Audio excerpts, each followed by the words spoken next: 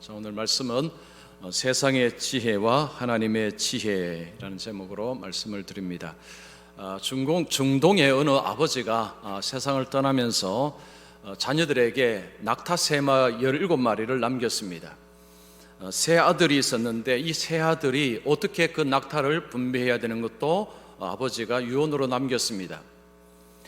17마리를 어떻게 나눈가 하니 첫째 아들은 2분의 1을, 둘째 아들은 3분의 1을, 셋째 아들은 9분의 1을 받는 것입니다. 자, 이 17이라는 숫자는 2로도 3으로도 9로도 나눌 수가 없습니다. 나눠지지가 않습니다. 그러니까 세 아들이 아버지의 유언을 따라서 그 낙타 17마리를 이렇게 나누려고 하는데 아무리 해도 나눌 수가 없었습니다. 그들이 그것을 할 수 없다는 것을 알고 그 마을에 있는 지혜로운 사람을 찾아갑니다. 지혜로운 사람에게 찾아가서 좀 아버지가 이런 유언을 남겼는데 어떻게 낙타를 나누면 되겠습니까? 하고 물었습니다. 그때 그 지혜로운 사람이 이렇게 말합니다. 내게 낙타 한 마리가 있습니다. 이 낙타를 내가 드릴 테니 이 낙타를 보태어서 나누어 가십시오 라고 했습니다. 자, 17마리에서 한 마리 보태니까 18마리입니다. 자, 18이라는 숫자는요 2로도 나누어지고 3으로도 나누어지고 9로도 나누어집니다. 자, 첫째 아들은 2, 9, 18 9마리를 가지면 됩니다. 둘째 아들은 3, 6, 18입니다. 6마리를 가지면 됩니다. 그리고 셋째는 9, 18입니다. 2마리를 가지면 됩니다. 분배가 잘 되었습니다. 그런데 다 분배를 하고 나니까 한 마리가 남습니다. 9마리, 6마리, 2마리 합치면 17마리입니다. 그 한 마리는 다시 그 지혜로운 사람에게 돌려주었습니다. 감사하며 그의 지혜에 감탄을 했습니다. 이 이야기는 우리에게 삶에 굉장히 귀중한 교훈을 줍니다. 우리가 인생을 살아가다 보면 어려운 문제들을 많이 만납니다. 그 어려운 문제들을 우리가 풀 때 우리는 어떤 이 지성적인, 이성적인 세상의 셈법으로 풀려고 하지만 풀 수 없는 문제들이 많습니다. 이 형제들이 그들이 배운 그 셈법으로 계속해서 풀려고 했다면 문제는 풀지 못하고 유산으로 인한 갈등, 분쟁, 고통, 상처가 그들 속에 있었을 것입니다. 그러나 지혜로운 사람을 통해서 그들은 그의 지혜를 통해서 문제를 풀 수가 있었습니다. 흔히 많은 사람들이 이런 이야기합니다.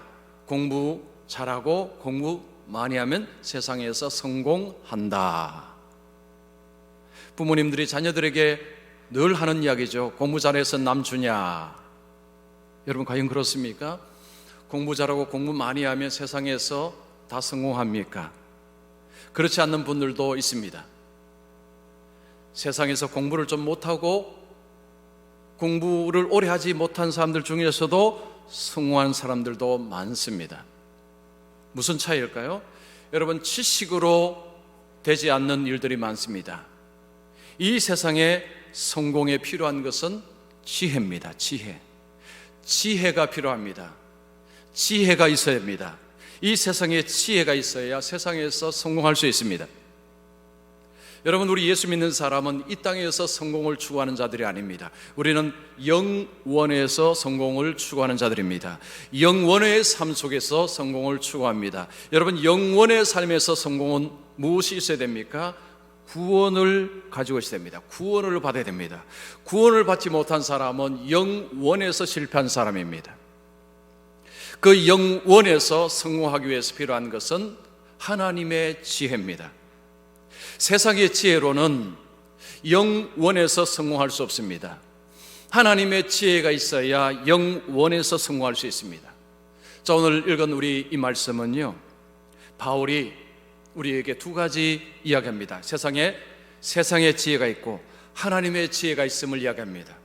이 세상의 지혜로는 하나님의 구원의 계획을 알 수가 없다. 구원을 얻기 위해서는 하나님의 지혜가 있어야 된다는 이야기를 하고 있습니다. 자, 그러면 여러분, 세상의 지혜는 무엇이고 하나님의 지혜는 무엇인가 한번 잘 집중해서 들어보시기 바랍니다. 자, 먼저 첫 번째입니다. 세상의 지혜를 가진 자는 십자가를 통한 구원을 믿지 않습니다. 여러분, 세상의 지혜를 가진 사람은요, 십자가를 통한 하나님의 구원 계획을 받아들이지 않습니다. 자, 본문에 보면 두 그룹의 세상의 지혜자가 나옵니다. 유대인 그리고 이방인입니다. 자, 이 두 그룹 세상의 지혜로운 자들은 하나님의 구원 계획을 받아들이지 않습니다. 18절 보십시오. 십자가의 도가 멸망하는 자들에게는 미련한 것이요, 십자가의 도라는 것은 하나님이 십자가를 통해서 인간을 구원하는 그 계획을 말하는 것입니다. 그 길을 말하는 것입니다. 예수님께서 십자가에서 행하신 그 일을 말하는 것입니다. 하나님의 그 구원 계획, 그 십자가의 길을 세상의 지혜는 미련한 것으로 바라본다는 것입니다. 이건 너무 미련하다, 너무 어리석다, 이렇게 생각을 한다는 것입니다. 그런데 구원을 얻는 자들은 십자가의 도를 받아들입니다. 세상의 지혜는 십자가의 도를 거절합니다. 23절을 보십시오. 우리는 십자가에 못 박힌 그리스도를 전하니 유대인에게는 거리끼는 것이요 이방인에게는 미련한 것이로되, 유대인들과 이방인들은 이 십자가의 예수, 십자가의 도를 거절한다는 것입니다. 받아들이지 않는다는 것입니다. 자, 유대인들, 그 이방인들은 왜 그러면 하나님의 구원의 계획, 십자가를 통한 그 구원의 계획을 받아들이지 않을까요? 이유가 있습니다. 자, 22절 보십시오. 유대인은 표적을 구하고 헬라인은 지혜를 찾으나. 유대인들이 뭘 구한다고 했습니까? 표적을 구한다고 했습니다. 표적이라는 것은 눈에 보이는 기이한 현상입니다. 쉬운 말로 바꾸면 기적입니다. 유대인들이 예수님께 요구한 것은 표적을 보여달라는 것입니다. 우리가 원하는 표적을 보여주면 당신이 메시아임을 인정해 주겠다는 것입니다. 당신이 우리가 원하는 표적을 행한다면 당신은 메시아라는 것을 우리가 알아주겠다는 것입니다. 그러나 예수님은 그들의 요구를 일축하셨습니다. 받아들이지 않았습니다. 마태복음 16장 4절 말씀, 예수님이 그들에게 이렇게 말씀합니다. 악하고 음란한 세대가 표적을 구하나 요나의 표적밖에는 보여줄 표적이 없느니라 하시고 그들을 떠나시니라. 예수님께서 표적을 구하는 그들에게 나는 너희들이 원하는 표적을 하지 않겠다, 행하지 않겠다, 그러면서 예수님은 내가 메시아라는 것을 알 수 있는 것은 구약에 있다는 거죠. 요나의 표적을 봐라. 요나의 표적이 내가 메시아인 것을 드러내는 표적이다 라는 것입니다. 구약에서 요나는 물속에 빠졌습니다. 물고기 뱃속에 들어갔습니다. 그리고 다시 나왔습니다. 요나의 이 사건은 장차 일어날 무슨 사건을 보여주는 예표입니다. 미리 보여주는 그림자 같은 것입니다. 장차 무엇을 드러내는 것? 하나님의 아들 메시아가 이 땅에 와서 죽고 3일 만에 살아나는 이 사건을 미리 예시적으로 보여준 사건이 요나의 사건이라는 것입니다. 지금 이 말씀을 예수님이 직접 하셨습니다. 요나의 표적을 봐라. 요나의 표적을 너희들이 본다면 내가 메시아인 것을 너희들이 알 수 있다라고 말씀하신 것입니다. 유대인들이 원하는 표적은 과연 무엇이었을까요? 여러분, 유대인들이 원하는 메시아상은 무엇입니까? 지금 그들은 로마의 압제 속에 있습니다. 로마의 지배 가운데 있습니다. 메시아가 와서 이 압제에서 벗어나게 해주고 메시아가 왕이 되어서 우리나라 이스라엘을 세계 최강국으로 만들어 주는 것입니다. 구약의 모세가 행했던 것처럼 이 압제에서 우리를 해방시키고 가장 강한 나라로 만들어주는 것을 그들이 원했습니다. 그런데 예수님은 그들이 원하는 것 들어주지 않았습니다. 예수님은 십자가에 죽었습니다. 예수님이 십자가에 죽자 그들의 입에서는 이런 말이 나왔습니다. 예수는 메시아가 아니다. 예수는 메시아일 수가 없다. 왜냐? 십자가에서 죽어버렸기 때문에. 그들에게 십자가는 어떤 의미였을까요? 여러분, 신명기 21장에 보면 나무에 달린 자마다 하나님께 저주받은 자라는 말씀이 있습니다. 그들은 그 말씀을 가지고 십자가를 지신 예수님을 해석을 합니다. 예수는 하나님의 저주받은 자이다. 그는 실패자다. 그는 실패자다라고 생각을 했습니다. 23절에 유대인에게는 거리끼는 것이요 라는 이 표현은, 거리낀다는 것은 분개, 불쾌, 분노, 증오 이런 것을 유발하는 것을 말합니다. 유대인들의 입장에서 그 십자가라는 것은 불쾌하게 만드는 것입니다. 증오를 유발하는 것입니다. 그런데 거기에 죽은 예수가 메시아? 그런 일은 없다는 거죠. 절대 그럴 수 없다는 것입니다. 그들이 가지고 있는 메시아관, 성경에서, 구약 성경에서 분명히 메시아에 관해서 고난받는 메시아를 이야기했지만 그들은 그 말씀을 주목하지 않았습니다. 자기들이 보고 싶은, 알고 싶은, 원하는 것만 보았습니다. 그리고 그것을 예수님께 요구했습니다. 예수님은 들어주지 않고 십자가에 죽으신 것입니다.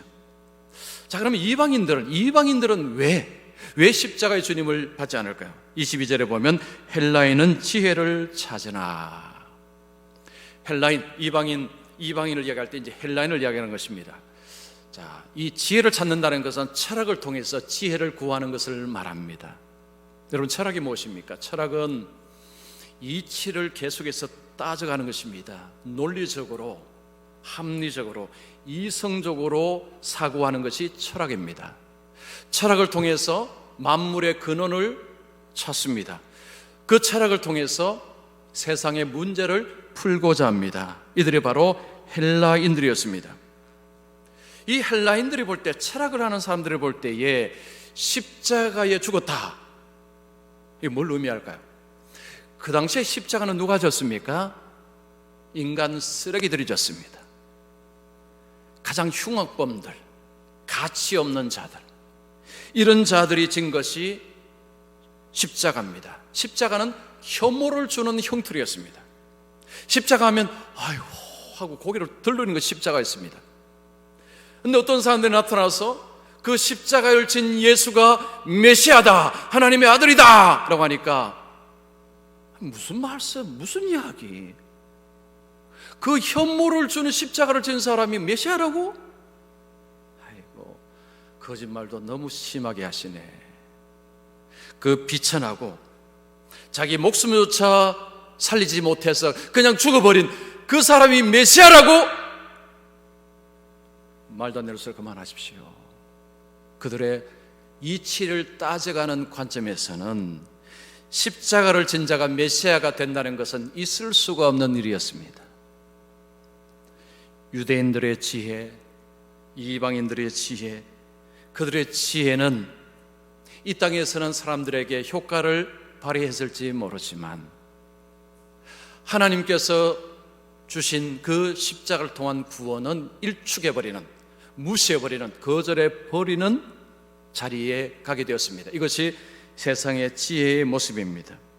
여러분 20절을 보십시오. 지혜 있는 자가 어디 있느냐, 선비가 어디 있느냐, 이 세대의 변론가가 어디 있느냐. 선비라는 것은 유대인들의 서기관들, 그리고 변론가는 철학을 하면 보통 질문 주고 질문 받고 하는 이런 사람들을 말합니다. 그들이 어디 있느냐, 하나님께서 이 세상의 지혜를 미련하게 하신 것이 아니냐.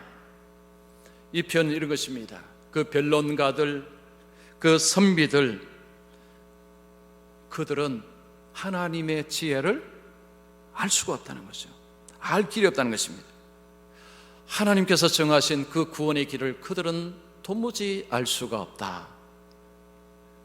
미련해서, 너무 미련해서 알 수가 없다는 것입니다. 2017년에 미국 워싱턴에서 무슬림과 예수라는 이 세미나가 하나 열렸습니다. 무슬림과 예수입니다. 이 발제자로 나선 한 무슬림은 이슬람교를 믿는 사람이 무슬림이죠. 자, 무슬림이 이런 이야기입니다. 저는 예수님을 따르는 무슬림입니다. 여러분, 예수님을 따르는 무슬림이 이게 말이 좀 됩니까? 자, 이번에 이런 이야기 합니다. 나는 복음서를 자주 읽습니다. 나는 신약 성경을 좋아합니다. 그 성경에 나온 예수님에 너무 탄복합니다. 그 예수님의 사랑, 그 예수님의 용서하심에 나는 너무너무 감동을 많이 받습니다. 그 예수님으로 인해서 내가 우리 무슬림들을 더 용서하고 더 사랑하게 되었습니다. 예수님 덕분입니다. 그래서 나는 예수님을 좋아합니다. 예수님을 따라 살고자 합니다. 이런 것입니다. 그러자 방청객에 어떤 한 사람이 손들고 저 질문해도 될까요? 하고 질문을 합니다.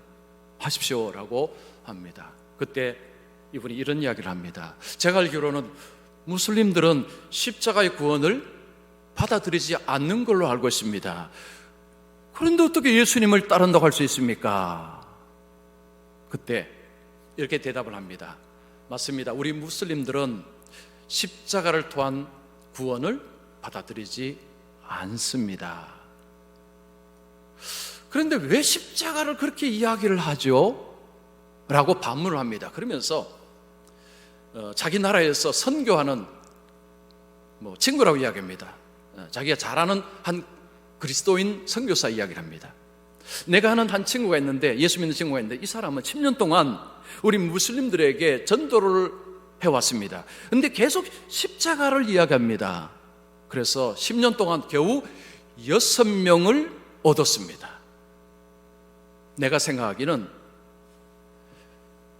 그 친구가 예수님의 사랑과 예수님의 용서를 이야기했다면 훨씬 더 많은 사람을 얻었을 것입니다.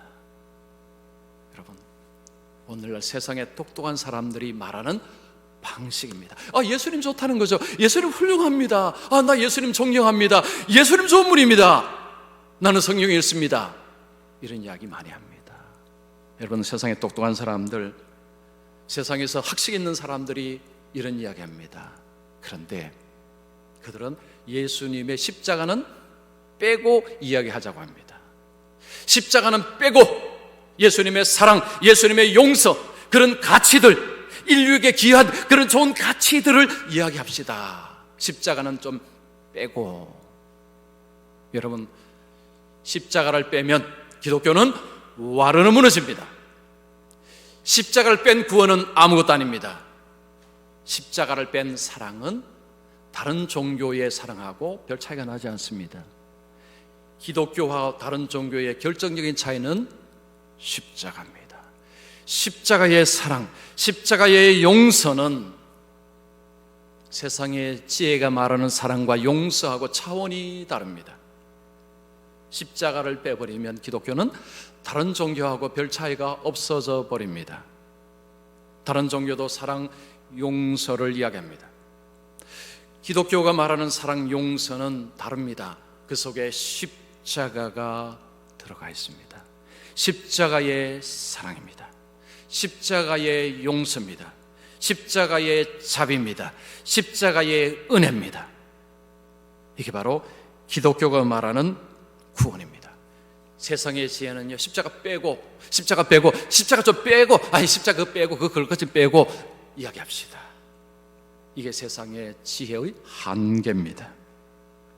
그 세상의 지혜로는 구원을 받을 수가 없습니다. 자, 두 번째입니다. 하나님의 지혜가 있는 자는 십자가를 통한 구원을 믿습니다. 자, 하나님의 지혜가 있는 사람은 그 십자가를 통한 하나님의 그 구원 계획을 받아들입니다. 믿습니다. 저는 믿습니다. 아멘 하며 받아들입니다. 여러분, 하나님의 그 지혜는 어떻게 얻을 수 있습니까? 복음을 듣고 들은 그 복음을 받아들이는 사람 속에 하나님의 지혜가 생깁니다. 21절을 보십시오. 하나님의 지혜에 있어서는 이 세상이 자기 지혜로 하나님을 알지 못하므로 하나님께서 전도에 미련한 것으로 믿는 자들을 구원하시기를 기뻐하셨도다. 하나님이 사람을 구원하시는 방식을 전도라고 말씀합니다. 이 전도를 세상은 미련하다고 말하는 것입니다. 전도가 무슨 말입니까? 도를 전하는 것입니다. 도가 뭐죠? 십자가의 도입니다. 십자가를 통해서 구원하시는 하나님의 그 길을 도라고 말하는 것입니다. 그 십자가의 도입니다. 복음입니다. 복음은 십자가의 도를 전하는 것입니다. 복음은 예수님의 십자가의 그 구원을 전하는 것입니다. 이 복음을 듣지 못하면 하나님의 지혜를 가질 수가 없습니다. 먼저는 복음을 듣고 믿어야 됩니다. 로마서 10장 14절 말씀 보겠습니다. 그들이 믿지 아니하는 일을 어찌 부르리요? 듣지도 못한 일을 어찌 믿으리요? 전파하는 자가 없이 어찌 들으리요? 복음은 우리가 태어나면서 우리 속에서 가지고 오는 것이 아닙니다. 복음은 외부에서 들어와야 됩니다. 부모님이 자녀들에게, 자녀가 부모님에게, 남편이 아내에게, 아내가 남편에게, 친구를 통해서, 이웃을 통해서, 외부의 다른 사람을 통해서 들어와야 되는 것이 복음입니다. 그 복음을 듣기만 한다고 되는 것이 아닙니다. 복음을 듣고 복음을 믿어야 됩니다. 받아 들어야 됩니다. 그래서 예수님의 제자들 바울은 복음을 전했습니다. 23절 보십시오. 우리는 십자가에 못 박힌 그리스도를 전하니. 자, 바울은 어떤 그리스도를 전한다고 했습니까? 여러분, 세상에 그리스도라는 사람 많습니다. 수많은 사람이 자기를 그리스도라고 이야기합니다. 그러나 십자가에 못 박힌 그리스도는 오직 한 분밖에 없습니다. 바울은, 예수님의 제자들은 십자가에 못 박힌 그리스도를 전한다고 했습니다. 십자가에 못 박힌 그리스도를 전하는 것이 그들의 사명이라고 알고 있었습니다.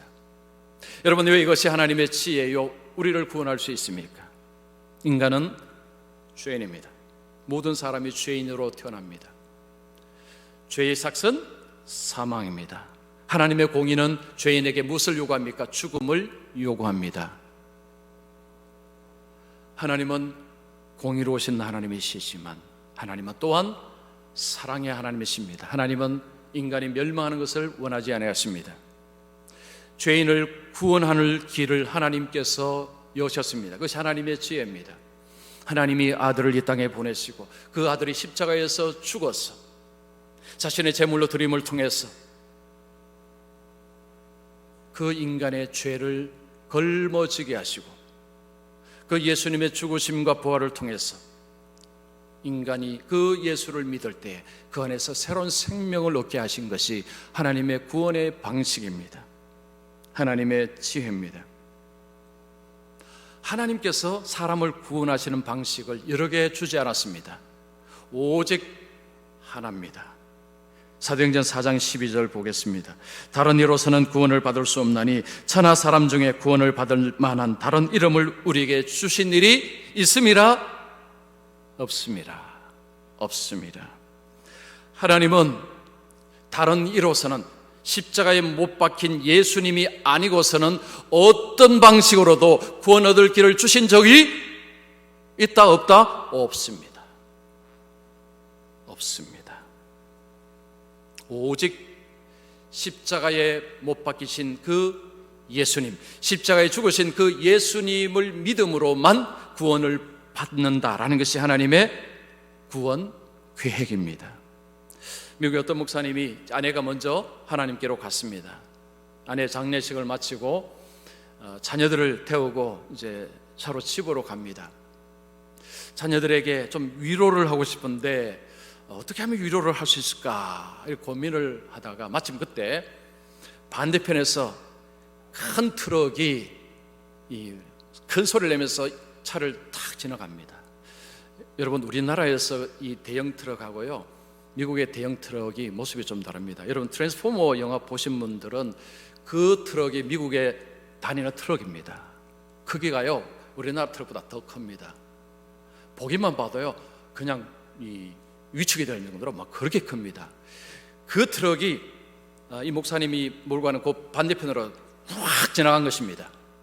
지나가면서 그 트럭의 그림자가 이 차를 싹 훑고 지나간 것입니다. 이 목사님 탄 차를 훑고 지나간 것입니다. 이것을 이제 보고 목사님이 자녀들에게 이런 말 합니다. 얘들아, 너희들은 트럭에 치이는 것이 좋겠니? 트럭의 그림자에 치이는 것이 좋겠니? 여러분, 어느 쪽에 치는 게 좋습니까? 그림자죠. 그래서 자녀 중에 한 아이가 아빠, 트럭의 그림자에 치이는 것이 좋지. 왜냐하면 안 다치니까. 목사님이 자녀들에게 말합니다. 2000년 전에, 잘 들으십시오.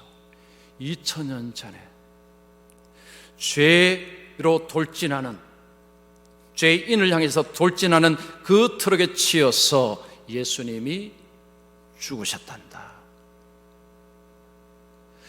죄를 향해서 돌진하는 그 트럭에 치여서 예수님이 죽으셨단다. 그 덕분에 예수 믿는 사람들은 트럭의 그림자에 치이는 은혜를 입게 되었단다. 너희 엄마는 트럭의 그림자에 치였단다. 주님과 함께 영원한 나라에서 하나님 주시는 그 은혜 속에 영원한 삶을 살고 있단다 라고 했습니다. 기독교의 죽음은 이겁니다. 죄로 돌진하는 트럭에 치이는 것이 아니라, 죄로 돌진하는, 나를 향해서 돌진하는 그 트럭을 향해서 예수님이 대신 치셨고, 우리는 그 트럭의 그림자에 치이는 것입니다. 이것이 기독교의 죽음입니다. 세상은 죽음 다 끝난다고 이야기합니다. 죽으면 다 끝납니다. 다 끝납니다. 부질없어요. 다 끝납니다. 세상이 말하는 방식입니다. 여러분, 그렇지 않으면 속지 마십시오. 거짓말입니다. 거짓말입니다. 하나님께서 우리에게 사는 방식을 제시하셨습니다. 십자가를 통한 구원입니다. 25절을 보십시오.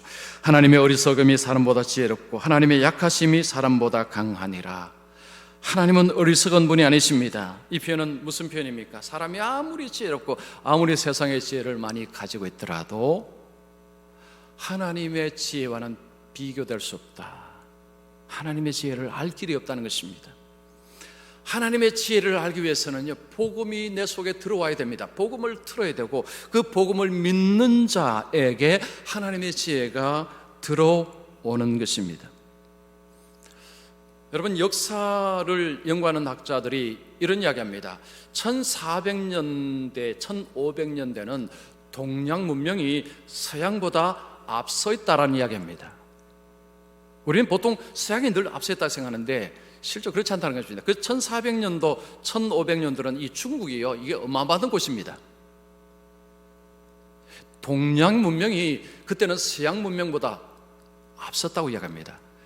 그런데 400년, 500년 지나면서 이게 뒤핀 것입니다. 서양 문명이 이제 앞서가기 시작을 합니다. 왜? 무엇 때문에 이런 차이가 벌어졌느냐, 이런 변화가 일어났느냐? 이 중국에 저이 신핑이라는 유명한 학자가 있습니다. 이 학자는 역사학자입니다. 이 학자가 왜 이런 일이 일어나는 것을 연구를 하고 발표를 했습니다. 이게 중국 학자입니다. 여러분 잘 들어보세요.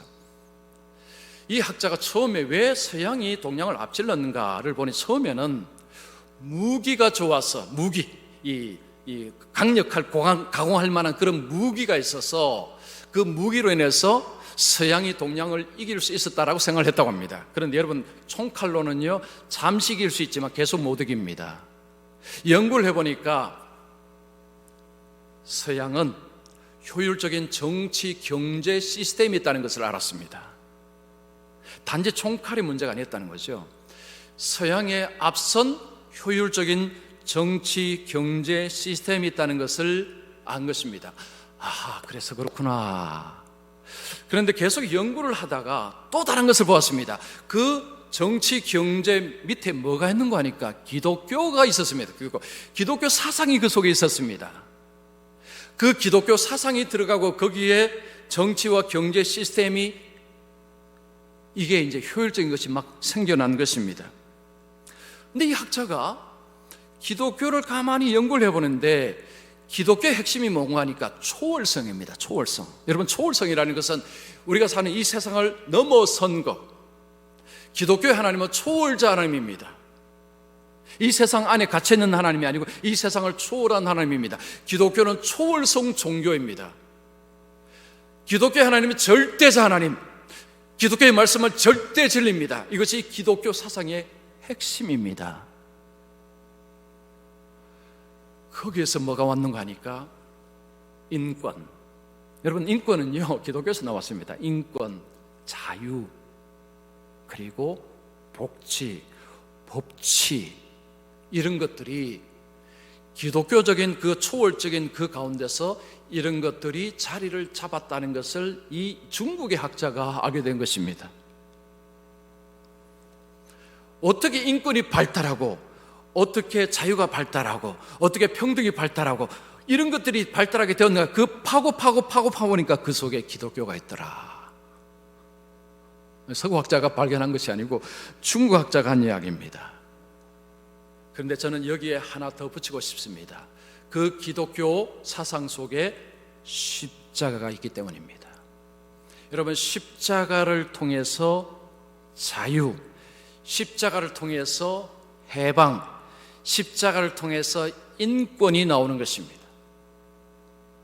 십자가를 통해서 우리의 삶을 부유하게 만드는 것들이 십자가를 통해서 계속해서 나오는 것입니다.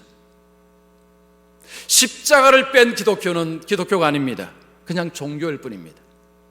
십자가를 뺀 예수님은 우리가 아는 예수님이 아닙니다. 세상이 좋아하는 예수님일 뿐입니다. 십자가가, 그 십자가의 예수님, 그 십자가의 기독교가 오늘날 번성하고 자라나는 기독교의 핵심인 것입니다. 여러분, 세상에서 공부를 많이 하고 많은 것을 알고 있어도 이 십자가를 통한 하나님의 구원 계획은 죽었다 깨어나도 알 길이 없습니다. 알 수가 없습니다. 보이지가 않습니다. 하나님의 이 신비한 계획은 하나님의 지혜가 들어와야 알 수 있는 것입니다. 그래서 성경은요, 믿음을 눈을 뜬다는 표현을 씁니다.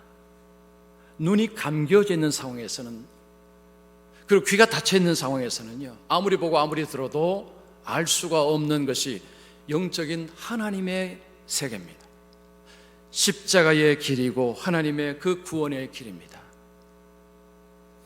복음을 많은 사람이 듣지만 듣는다고 복음을 다 받아들이지 않습니다. 그 복음을 받아들인 자, 성령께서 그 마음속에 그 역사하셔서 눈과 귀를 열어주신 사람은 복음을 받을 때 아멘, 아멘 믿습니다, 아멘 맞습니다, 그렇습니다, 아멘, 아멘 합니다. 그러나 눈과 귀가 닫힌 사람은요, 들어도 이게 무슨 이야기야, 이게 무슨 말이, 말도 안 되는 소리 좀 그만하십시오, 목사님 말이 되는 소리를 하십시오. 말귀를 못 알아듣습니다. 안 들립니다. 예수님이 말씀하실 때 항상 두 그룹이 있었습니다. 너희와 저희가 있었습니다. 너희는 들으면 깨닫는 자이고 저희는 들어도 무슨 말인지를 모르는 자들이었습니다. 이 세상은 두 그룹입니다. 복음을 들어도 복음이 무슨 말인지를 못 깨닫는 사람이 있고, 복음을 들을 때 아멘, 아멘, 아멘 저는 믿습니다 하는 사람들이 있습니다. 여러분은 어디에 속해 계십니까? 여러분 어디에 있습니까? 여러분 교회를 다니면 다 아멘 했을까요? 그렇지 않습니다. 그렇지 않습니다. 교회를 다니면서 세상의 지혜를 가지고 교회를 다니는 사람들도 계십니다. 제가 괜하게 이런 말을 하는 것이 아닙니다. 제가 만나봤기 때문입니다. 세상의 지혜를 가지고 예수님을 믿어 어떻게 믿을까요? 예수님 좋은 분이라는 것을 동의합니다. 인정합니다. 예수님 얼마나 사랑이 많습니까? 예수님의 용서의 가치, 놀랍죠. 예수님의 그 자유로우심, 그 병자들, 그 어려운 자들 끌어주시고 안기시고 어린이들 사랑, 그 모습, 그런 모습 대단합니다. 그 예수님을 존경합니다. 그러나 십자가의 예수님 하면 얼굴이 찡그립니다. 반갑지가 않습니다. 별로 마음이 좋지가 않습니다. 불편해집니다. 앞에 거리낀다 그랬죠. 마음에 불쾌감이 생깁니다.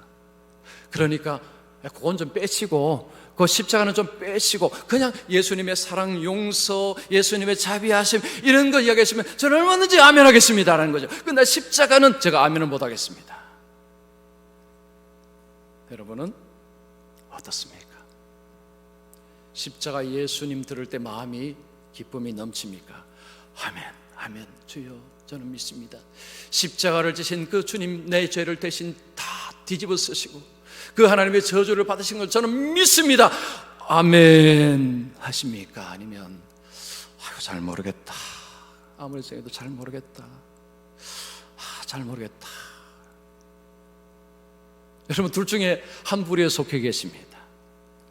두 부류 중에 한 부류 속에 계십니다. 겉으로는 믿는다고 하지만 마음속으로는 안 믿어지는 분들이 계실 수도 있습니다. 우리가 이 하나님의 지혜를 가지기 위해서 뭐가 필요하다고 했습니까? 복음을 들어야 됩니다. 한 번 들으면 괜찮을까요? 아니요, 계속 들어야 됩니다. 우리가 예배는요, 계속 복음을 계속 듣는 것이 예배입니다. 찬송하고 복음을 계속 듣는 것입니다. 우리 속에는 세상의 지혜가 우리 속에 딱 들어앉아 있습니다. 학교에서 배우고 세상에 배운 것들, 우리 속에 세상 지혜가 딱 들어앉아 있었어요. 이 세상 지혜로 자꾸 말씀을 판단합니다. 자꾸 하나님의 말씀을 판단합니다. 자꾸 밀어냅니다. 하나님의 지혜가 우리 속에서 계속해서 우리 삶을 장악하지 아니하면 어느 순간에 자기도 모르는 사이에 세상 지혜로 모든 것을 판단하고, 세상 지혜로 세상을 보기 시작하고, 세상 지혜로 자식을 보기 시작하고, 세상 지혜로 자신도 보기 시작하고, 분명히 교회를 다닙니다. 입에서 세상 지혜의 말이 나옵니다. 공부 잘하면 너 성공한다, 이런 이야기 자꾸 나오는 것입니다. 저 공부 못하는 이야기 아닙니다. 공부 잘해야 돼요. 그럼 공부 잘해야 됩니다. 그러나 공부 잘하고 공부 많이 하는 것으로 영원의 삶에 성공하는 것은 아닙니다. 복음을 자꾸 접하십시오. 복음을 즐겨 들으십시오. 성경을 즐겨 보십시오. 성경의 말씀을 즐겨 들으십시오. 그리고 마음속에 아멘 하십시오. 주여, 저는 믿습니다. 저는 아멘 믿습니다. 여러분, 제가 말씀드릴 때 입술로는 아멘을 안 하셔도 됩니다. 저는 그걸 제가 원하는 건 아닌데, 그러나 여러분 마음속에는 아멘 하셔야 됩니다. 주여, 아멘입니다. 저 아멘입니다. 저 믿습니다. 이거 중요합니다. 이거 중요해요. 세상의 지혜가 이 세상에 난무할 때, 우리 마음속에 그 세상의 지혜가 가득 찰 때 하나님의 구원 계획은 미련하게 보이기 시작하고, 말이 안 되는 소리 같기도 하고, 세상의 말이 맞는 것 같기도 하고 그렇습니다.